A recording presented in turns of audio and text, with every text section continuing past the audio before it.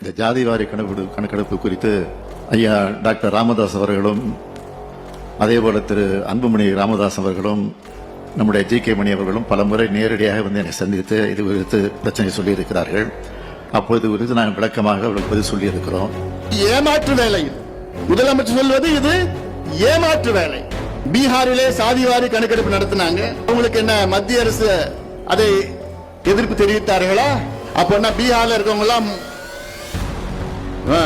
Control பண்ணிட்டு, பீகார்ல இருக்கவங்க எல்லாம் அறிவில்லாதவங்களாங்க, இல்ல ஆந்திராவில் இருக்கவங்க அறிவு இல்லையா அவங்களுக்கு? தெலுங்கானால இருக்கலாம் அறிவு கிடையாதா? இல்ல கர்நாடகாவில் நடத்தி முடிச்சுட்டாங்க, ஒரிசாவில் நடத்திட்டு இருக்கிறாங்க. இந்தியாவிலே 6 மாநிலங்கள்ல சாதிவாரி கணக்கெடுப்பு நடத்திட்டு இருக்கிறாங்க. ஆனா இங்க எங்களுக்கு அதிகாரம் இல்லை.